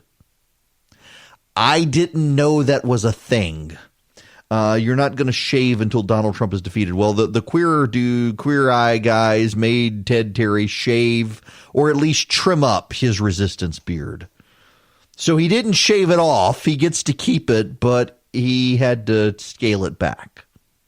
And by all accounts, you should know he's a very nice guy. I have several friends of mine who fundamentally disagree with him as much as I would fundamentally disagree with him, but say he's a great guy to go hang out with, go to a Braves game, grab a beer, whatever.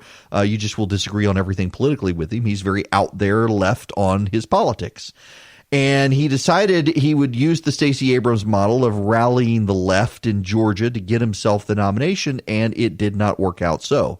He decided instead to play true believer, and he distanced himself from abilities to raise massive piles of cash.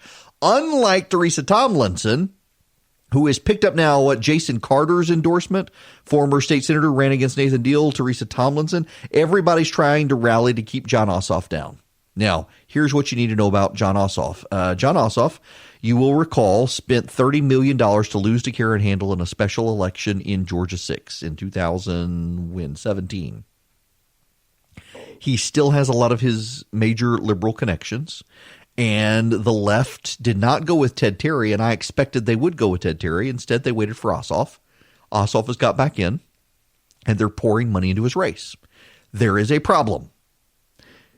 Behind the scenes, this is all David Perdue's race, and behind the scenes, there are a lot of Democrats who are convinced that Jon Ossoff cannot actually beat David Perdue.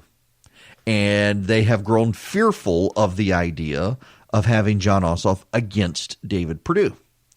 And the problem is because, well, they want to beat David Perdue.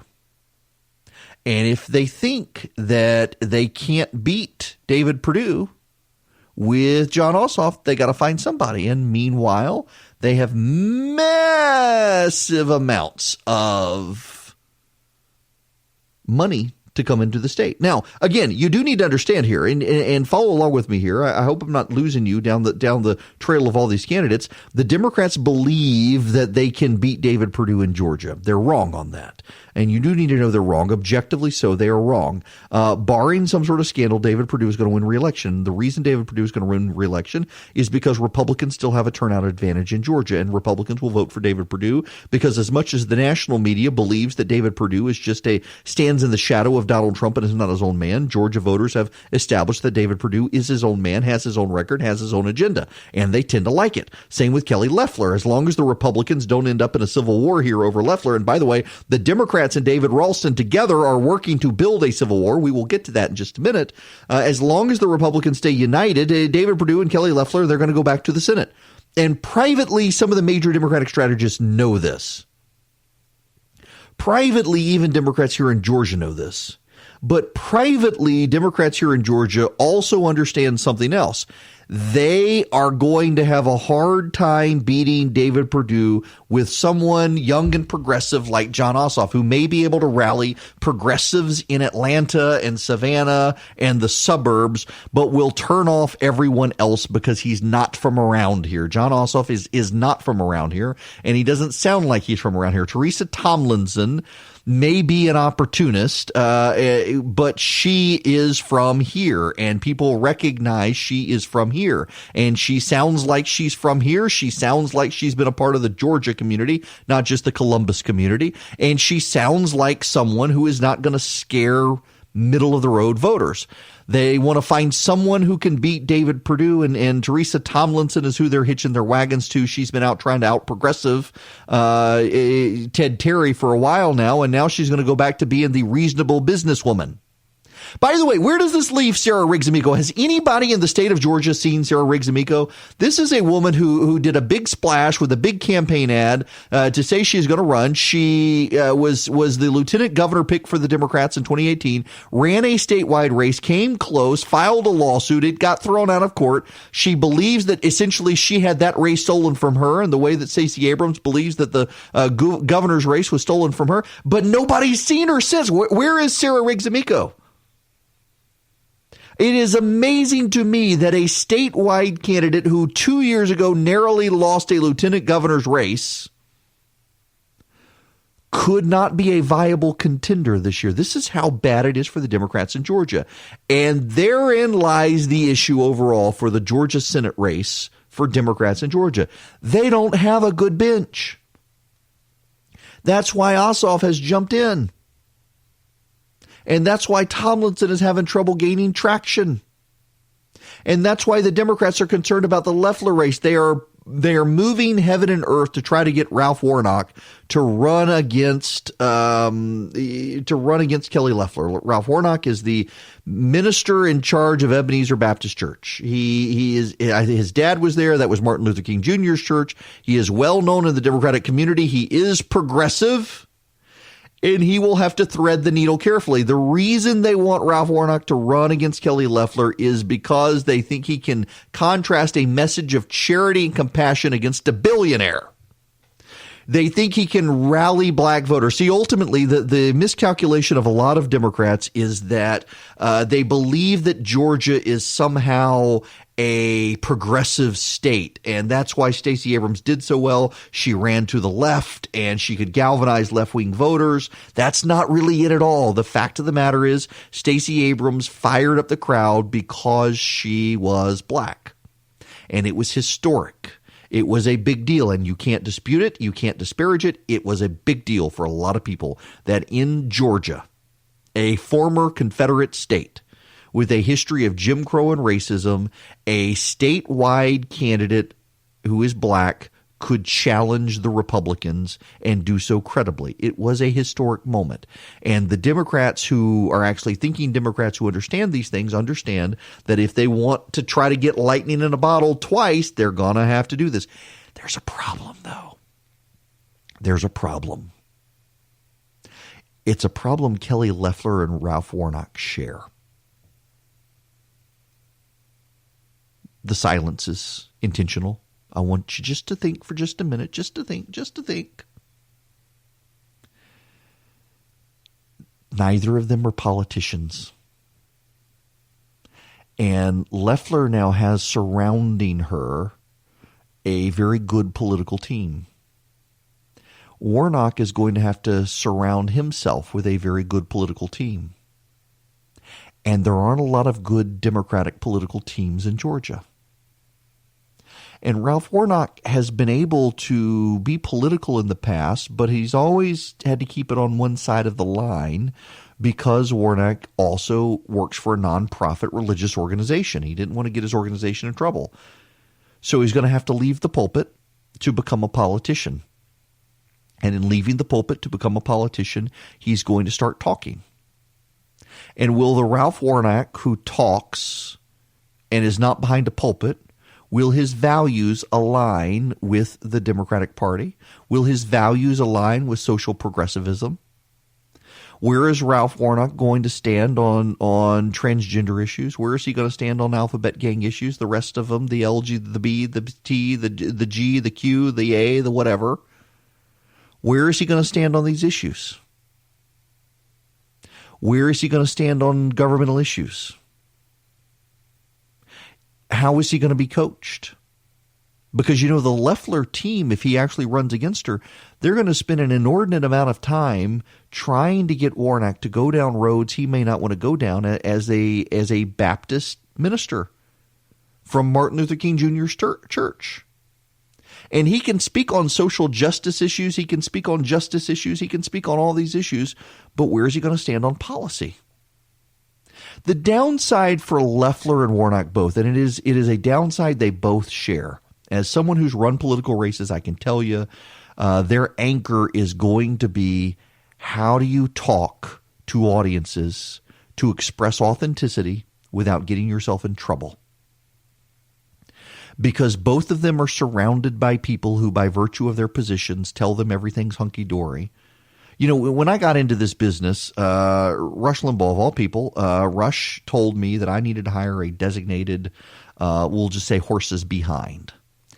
And he said that you're gonna be, when you get into entertainment, particularly into radio and TV, you're gonna be surrounded by people who tell you everything you do is grand and glorious. You've done nothing wrong, and everybody should love you. And the reality of the matter is that's not necessarily true, and you need someone who can be there to tell you when you've screwed up. And these are people, by virtue of their positions, their clout, their fame, their money, they've been surrounded with people who tell them everything they do is great. Who is going to be there to tell Ralph Warnock he's screwing up? Who is there to tell him that he's got to navigate some lines within the Democratic Party that he's never had to encounter before? I assure you, Loeffler's smart enough. She's got a team around her now telling her these things. Warnock's going to have that. And the media is going to treat him like a celebrity, and they're going to lure him in and make him comfortable, and he will start making mistakes. Every time a political party tries to shake things up to help themselves, they tend to screw it up. Democrat and Republican alike. Remember, the Democratic Party for years and years in Georgia kept changing the election rules to benefit themselves, and every time it wound up helping the Republicans. There are those who think that Brian Kemp picking Kelly Loeffler it probably hurts him and might hurt her and might cost the Republicans a seat. I don't actually believe that. I think it was enough outside the thinking, enough outside standard lines that it shakes things up enough that people are going to have to pay attention. Now, there's a lot of polling out there that shows that the public still doesn't know who Loeffler is, and she needs to hurry up and define herself before the Democrats define her. I mean, most people don't know who she is. Something like 20% of people in the state have an opinion on her. That leaves a lot of ground for her opponents to define her before she can define herself. She needs to get out there, and she needs to start spending real money. She needs to start touring the state. She can't because she's stuck in impeachment. The fact that the Democrats, while she's stuck in impeachment, haven't been able to rally around a candidate yet still speaks poorly of the Democrats. They knew it was coming. They had plenty of time, and they're trying to get around Ralph Warnock. They're trying to rally around him. And the fact that they can't shut out other people from getting into this race when there's no guarantee he'll be the strong candidate, that could hurt the Democrats. By not having the free for all, by not allowing the Democrats to come in, I get their reasoning. They don't want 10 candidates against Loeffler. That just ensures she's going to be the pick.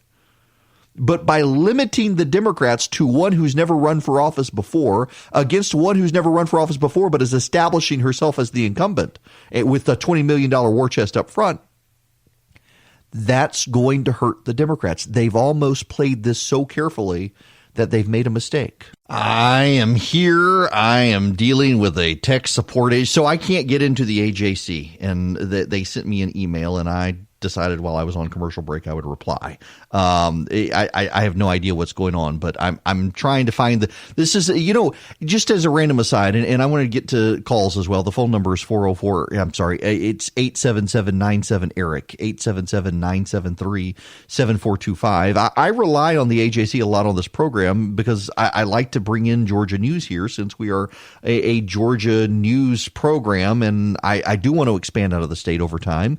But right now we are primarily focused on Georgia, and it's kind of sad to see the decline of local media around the state of Georgia, where increasingly I have to depend on the AJC, and they went through some sort of upgrade process a few weeks ago, and now I continue to get these errors and can't get into the site. So I happen to know the publisher. She's a friend, and I let her know and have tech support that keeps emailing me. So in any event, let's go to Tracy incoming. Thanks very much for listening, Tracy. Welcome. Hey, Eric. Good morning. I just wanted to express frustration as I consider myself an average American, and I just get frustrated that Congress sets or legislature sets and operates by very complicated majority-led rules that the average American doesn't understand, really wouldn't operate that way. And then I get frustrated that the media doesn't call out the unfairness or call out the people that are crying unfairness. Whether I like the House rules or not, they were there and set to where Republicans couldn't call witnesses or were refused witnesses. Now, I have an average American. I think that's a stupid way to do business. If you want to get at the truth, then establish rules that make sense for both sides and are quote-unquote fair to both sides. And then I get frustrated when then you go to the Senate side and you have a Senate from a party that's not in the majority crying about the unfairness of the process. So I'm just frustrated, and I wish Congress would just operate with common sense and stop creating these procedures that don't get at the truth for anybody. I guess I'm just calling the bellyache. It makes everybody. Tracy, listen, first, I appreciate it, and I echo what you're saying, and I can see why so many Americans have become cynical about the political process when it seems like neither side really wants to get to the truth. They just want to get to what helps their side. I'm not opposed to John Bolton testifying in the Senate. The Clinton impeachment trial, there actually were some witnesses whose testimony was not heard on the floor of the Senate, but they were deposed in the Senate process. And I'm not opposed to it, but I think it's ridiculous to set a precedent that the Republicans in the Senate will hear from witnesses who have not been heard first by the House. I mean, the whole purpose of the impeachment, building the impeachment articles, was to develop the case and send it to the Senate and say, here's what we got. And the Democrats did, as she was just saying, they didn't want to hear, Tracy was just saying, they didn't want to hear from Republican witnesses. They decided Republican witnesses weren't relevant. So they didn't allow the Republicans to fairly operate under the rules. And now it's gotten to the House or to the United States Senate. And what is the Democratic position here? We got to hear all of these witnesses that we did not want to hear in the House. We now want the Senate to do what we did not do. We now want the Senate to hear who we did not hear from. And we don't know what these people are going to say, but please do it, Senate. That's not the way to run an impeachment trial. For all of the talk about the president disparaging precedent and the president undermining people, for all of that, the reality is that the Democrats themselves have been disruptive of the process, disruptive of precedent, and disrespectful of precedent and process. And that really does actually matter. It matters a great deal that they too have done what they accuse the Republicans of doing. It's a huge deal. And it's one we should not dismiss.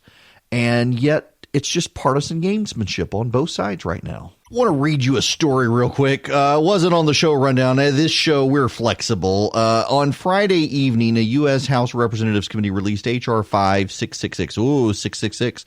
An authorization act for NASA. Such bills are not required for an agency to function, and they do not directly provide funding. That comes from appropriations committees, but they provide a sense of Congress. The big picture takeaway from the bipartisan rejection is that it rejects the Artemis program put forth by the Trump White House, which establishes the moon as a cornerstone of human exploration for the next decade or two and as a place for NASA astronauts to learn the skills needed to go to Mars. Instead, they essentially want to hand everything over to Boeing. The House Authorization Act, which will now be considered in committee before going before the full House, rolls a lot of things back. It proposes a human landing system, which will take astronauts from lunar orbit, offers prime examples. It states the U.S. will retain full ownership of the human landing system. The lunar plan should utilize the Orion vehicle. The gateway to Mars should not be required for the conduct of human lunar landing missions. The net effect of this is to shut down all potential competition and cost savings for the lunar lander. It is particularly telling that there's only one company, Boeing, that has proposed building an integrated lunar lander, has the contract for the exploration upper stage, and is building core stages for the Space Launch System rocket. Boeing has also tried to minimize use of the gateway.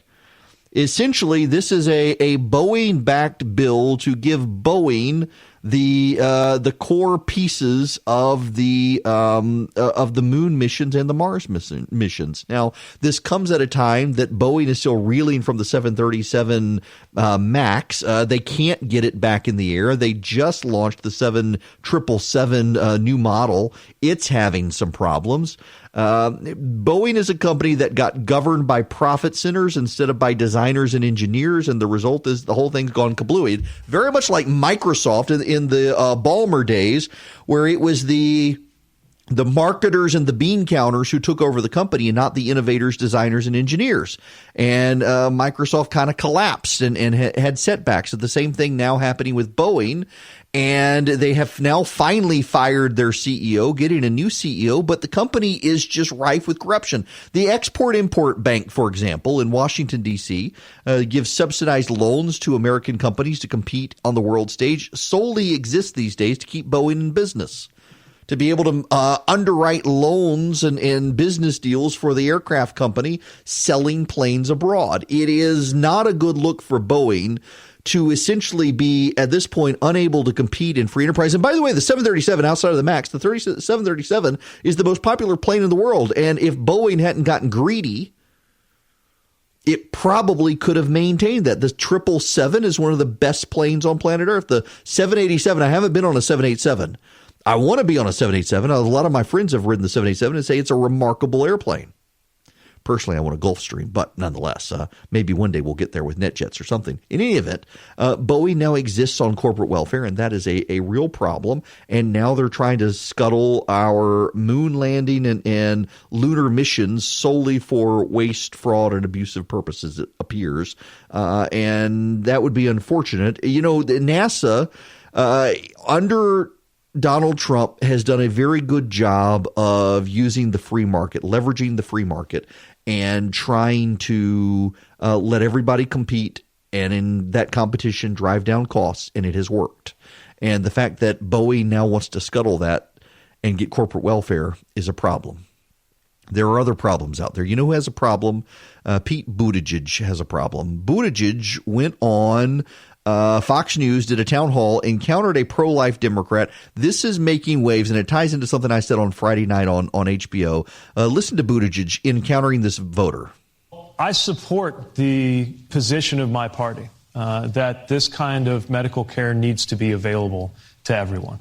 And I support the Roe versus Wade framework that holds that early in pregnancy there are very few restrictions, and late in pregnancy there are very few exceptions. And again, the best I can offer is that we may disagree on that very important issue, and hopefully we will be able to partner on other issues. So what do you say to Democrats who are pro-life, and there are obviously millions of them as well? What do you say to them on an issue of such deep conscience that they should overlook this particular issue and look at the whole sum of views, or go find another party? Look, I've never encountered a politician or frankly another person that I agreed with 100% of the time. And even on very important things, we may sometimes disagree. But at the end of the day, this is what I believe.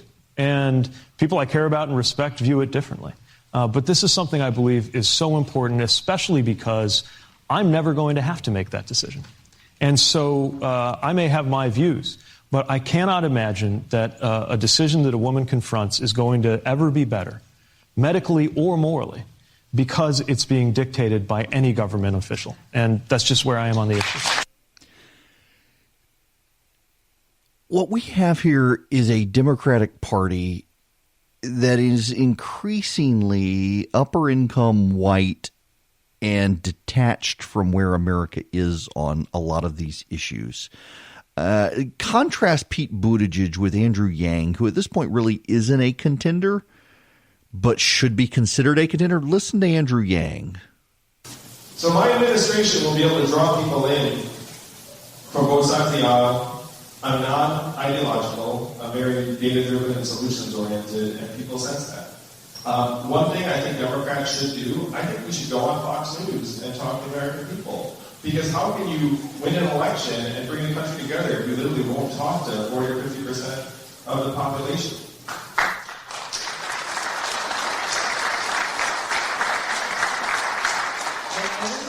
fiance is critical of the DNC. Like, you know, these DNC debates have been going on, like, you found the problem by accident. Anyway.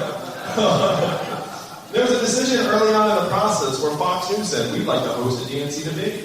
And to me, if you're the DNC, you jump at that. You're like, let me show my candidates and people who generally watch Fox News. But the DNC turned it down. I was like, what are you doing? So Yang wants the Democrats to go on Fox News and interact with Fox News voters. And meanwhile, Pete Buttigieg is essentially telling a pro-life Democratic woman that there is no place for her in the Democratic Party. Think about that juxtaposition. Very much like Pete Buttigieg when it comes to religious issues. You know, Buttigieg loves to throw scripture in the face of Republicans, just like the devil liked to throw scripture in the face of Jesus in the desert. Buttigieg loves to do that. Now, he's an Episcopalian, so he gets a lot wrong, and we should be sympathetic there. But nonetheless, he does get a lot wrong. But he loves to toss scripture in people's faces. And Buttigieg tries to portray himself as some sort of open-minded millennial, but he's really not. He's a rather dogmatic individual. And the Democratic Party itself is becoming a very dogmatic party. You know what's really amazing here, in all honesty? If the president of the United States would stay off Twitter, you know his polling always goes up when the president stays off Twitter?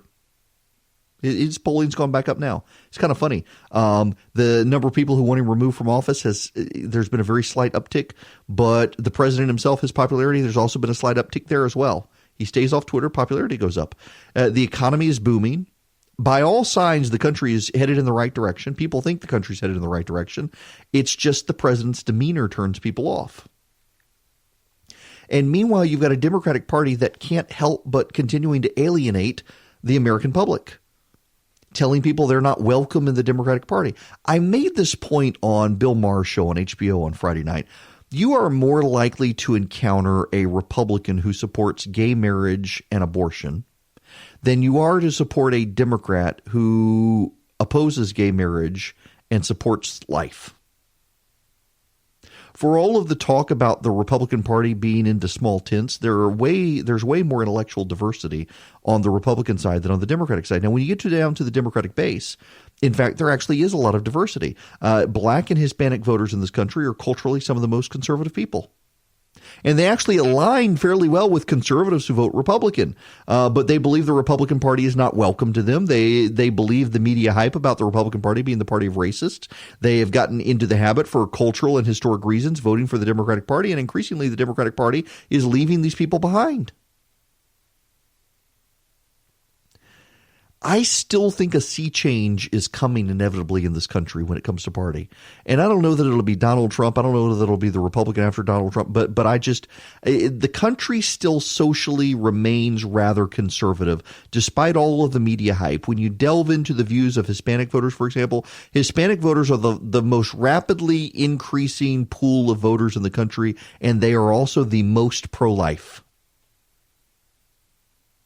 And here you have a Democratic candidate telling them they're not welcome in the Democratic Party because they actually believe all life is sacred. You've got a lot of people who have fled countries to come to this country, the land of the free and the home of the brave, and the Democratic Party wants to embrace the very policies that those people fled from. There is a misconception on the right, and it is spread from various immigration groups, that the people fleeing these South and Central American countries coming to this country want us then to become like the countries they fled. And they produce statistical sampling that shows it. And, you know, when you actually delve into the data and you have the audacity to talk to these people, you know what you find? An immigrant from Central and South America is more free market than your average American citizen, including Republicans. When you delve into the data on the immigrants illegal immigrants even fleeing to this country, it turns out they're more in favor of capitalism and the free market than your average American, because they fled the totalitarian and the socialist and the failed regimes, and they want what America stands for, the land of the free and the home of the brave. It is American citizens. You know, for example, in Texas, all these people are like, oh, in Texas, we've got so many liberals moving into the state. The state's changing. Do you know that the people who are moving to Texas tend to be more fans of Texas than the average Texan? In Dallas County, Texas, the Fort Worth, Dallas area, the people who are moving left are the native Texans. It's the immigrants into the state of Texas who are still the diehard conservatives who are moving, they hope, to the state of Texas that is Texas. Stuff like that matters demographically. And yet you've got a closing of the mind on the Democratic Party side, and the media can't pay attention to the closing of the mind on the Democratic side because the media is so focused on what they think is a closing of the mind on the Republican side. The media is fundamentally convinced of the bigotry and closed-mindedness of Republicans on a host of social issues, and it turns out you're more likely to find Republicans who disagree with each other on these issues than the Democratic side, where you're canceled. You're not allowed to be in the Democratic Party.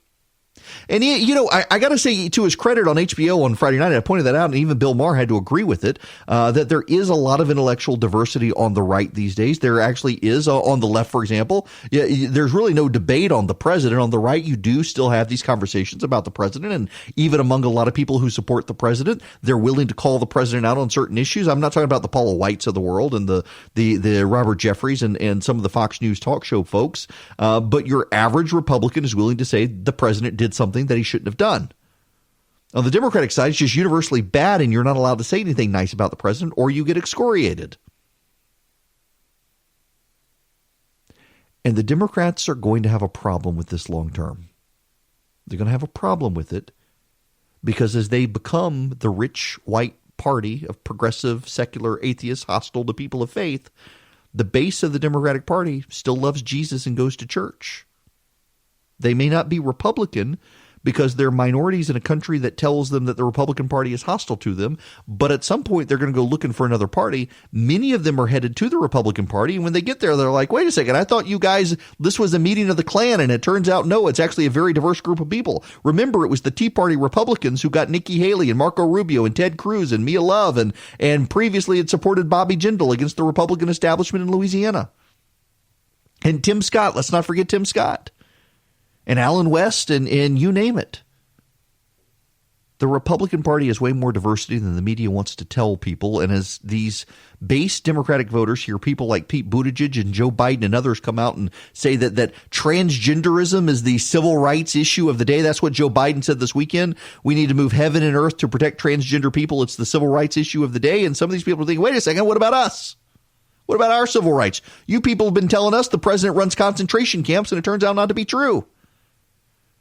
The awakening of the immigrant community and the minority community in the United States is going to be something to behold. And while I think the Republicans could be held accountable, man, I think the leadership of the Democratic Party is in for a rude awakening when people realize what that party is becoming. The party of rich white atheists isn't going to go over very well with the majority of Americans who still do go to church and love Jesus. Hello, welcome back. It is Eric Erickson here. The phone number, well, it's too late to take a call. I want to spend a moment going back to the president at the March for Life. It was on Friday, and of course I wasn't here. Thanks, by the way, to Alan Sanders for filling in for me on Friday. I was in L.A.